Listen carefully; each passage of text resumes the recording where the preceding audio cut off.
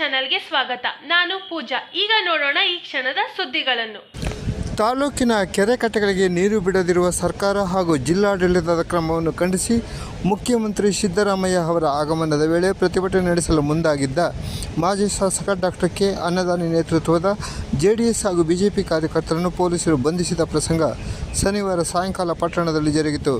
ಕಳೆದ ಒಂದು ವಾರದ ಹಿಂದೆಯೇ ತಾಲೂಕಿನ ಕೆರೆ ಕಟ್ಟೆಗಳಿಗೆ ನೀರು ತುಂಬಿಸದಿದ್ದರೆ ಮುಖ್ಯಮಂತ್ರಿಗಳ ಆಗಮನದ ವೇಳೆ ಕಪ್ಪು ಬಾವುಟ ಪ್ರದರ್ಶಿಸುವುದಾಗಿ ಮಾಜಿ ಶಾಸಕ ಅನ್ನದಾನಿ ಘೋಷಿಸಿದ್ದರು. ಅದರಂತೆ ಪಟ್ಟಣದ ಪೇಟೆ ವೃತ್ತದಲ್ಲಿ ಪ್ರತಿಭಟನೆ ನಡೆಸುವ ಸುಳಿವು ಅರಿತ ಪೊಲೀಸರು ವೃತ್ತದ ಸುತ್ತ ಬಿಗಿ ಪೊಲೀಸ್ ಬಂದೋಬಸ್ತ್ ಏರ್ಪಡಿಸಿ ಭದ್ರಕೋಟೆಯನ್ನೇ ನಿರ್ಮಿಸಿದ್ದರು. ಅದರಂತೆ ಸಾಯಂಕಾಲ 4:30 ಸುಮಾರಿಗೆ ನೂರಾರು ಮಂದಿ ಜೆಡಿಎಸ್ ಬಿಜೆಪಿ ಕಾರ್ಯಕರ್ತರೊಡಗೂಡಿ ಪೇಟೆ ವೃತ್ತಕ್ಕೆ ಆಗಮಿಸಿದ ಮಾಜಿ ಶಾಸಕ ಅವರು ಸರ್ಕಾರ, ಜಿಲ್ಲಾಡಳಿತ ಹಾಗೂ ತಾಲೂಕು ಆಡಳಿತದ ವಿರುದ್ಧ ಘೋಷಣೆಗಳನ್ನು ಕೂಗಿದರು.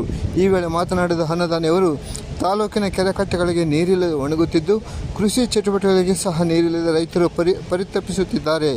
ನಾಲೆಗಳಿಗೆ ನೀರು ಹರಿಸದೆ ಜಲಪಾತೋತ್ಸವದ ಹೆಸರಿನಲ್ಲಿ ಮೋಜು ಮಸ್ತಿಗೆ ಜಿಲ್ಲಾಡಳಿತ ಅವಕಾಶ ನೀಡಿದೆ ಎಂದು ಕಿಡಿಕಾರಿದರು. ಕೂಡಲೇ ತಾಲೂಕಿನ ನಾಲೆಗಳಿಗೆ, ಕೆರೆ ಕಟ್ಟೆಗಳಿಗೆ ನೀರು ಬಿಡದಿದ್ದರೆ ಹೋರಾಟವನ್ನು ತೀವ್ರಗೊಳಿಸುವುದಾಗಿ ಎಚ್ಚರಿಸಿದರು. ನಂತರ ಪೊಲೀಸರು ಮಾಜಿ ಶಾಸಕರು ಸೇರಿದಂತೆ ಎಲ್ಲ ಪ್ರತಿಭಟನಾಕಾರರನ್ನು ಬಂಧಿಸಿ ಬಸ್ಸುಗಳಲ್ಲಿ ತುಂಬಿ ಕರೆದೊಯ್ದರು. ಜಿಲ್ಲಾ ಯುವ ಜೆಡಿಎಸ್ ಅಧ್ಯಕ್ಷ ರವಿ, ತಾಲೂಕು ಅಧ್ಯಕ್ಷ ಶ್ರೀಧರ್, ತಾಲೂಕು ಬಿಜೆಪಿ ಅಧ್ಯಕ್ಷ ಕೃಷ್ಣ, ಪುರಸಭಾ ಉಪಾಧ್ಯಕ್ಷ ಜಯಸಿಂಹ, ಸದಸ್ಯರಾದ ರವಿ, ಮುಖಂಡರಾದ ಪ್ರಭು, ಭೂವಳ್ಳಿ ಸದಾ, ಕಂಬರಾಜು, ಕಾಂತರಾಜು ಸೇರಿದಂತೆ ಹಲವಾರು ಮುಖಂಡರು ಈ ವೇಳೆ ಪ್ರತಿಭಟನೆಯಲ್ಲಿ ಪಾಲ್ಗೊಂಡಿದ್ದರು.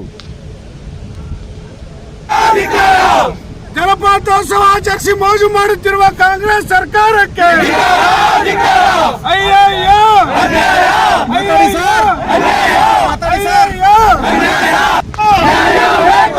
ನೀರು ಕೊಡಲು ಮೋಜು ಮಾಡುತ್ತಿರುವ ಆಡಳಿತಕ್ಕೆ, ರೈತರಿಗೆ ನೀರು ಕೊಡದ ಜಲಪಾತೋತ್ಸವ ಆಚರಿಸಿದ್ರು ತಾಲೂಕು ಆಡಳಿತಕ್ಕೆ, ಈ ಕಾಂಗ್ರೆಸ್ ಭ್ರಷ್ಟ ಸರ್ಕಾರ ಮಳವಳ್ಳಿ ತಾಲೂಕಿನ ಕೆರೆ ಕಟ್ಟೆಗೆ ನೀರು ಕೊಡದೆ, ರೈತರಿಗೆ ನೀರು ಕೊಡದೆ, ವ್ಯವಸಾಯಕ್ಕೆ ನೀರು ಕೊಡದೆ 2 ದಿನ ಕೋಟ್ಯಾಂತರ ರೂಪಾಯಿ ಹಣವನ್ನ ವೆಚ್ಚ ಮಾಡಿ ಇವತ್ತು ಟೂರಿಸಂ ಹೆಸರಿನಲ್ಲಿ ಇವತ್ತು ಏನು ಮೋಜ್ ಮಾಡ್ಲಿಕ್ಕೆ ಹೊರಟಿದ್ದಾರೆ. ಡ್ಯಾನ್ಸು, ನೃತ್ಯ, ಸಂಗೀತ ಮಾಡ್ತಾ ಇದ್ದಾರೆ. ಇವತ್ತು ನಮ್ಮ ತಾಲೂಕಿನ ರೈತರ ಹೊಟ್ಟೆಗೆ ಇವತ್ತು ತಣ್ಣೀರ್ ಬಟ್ಟೆಯನ್ನು ಹಾಕ್ತಕ್ಕಂಥ ಕೆಲಸವನ್ನ ತಾಲೂಕು ಆಡಳಿತ, ಜಿಲ್ಲಾ ಆಡಳಿತ ಮತ್ತು ಈ ಕಾಂಗ್ರೆಸ್ ಸರ್ಕಾರ ಮಾಡ್ತಿದೆ. ಇದಕ್ಕೆ ನಾವು ಧಿಕ್ಕಾರ ಹೇಳ್ತಾ ಇದ್ದೇವೆ.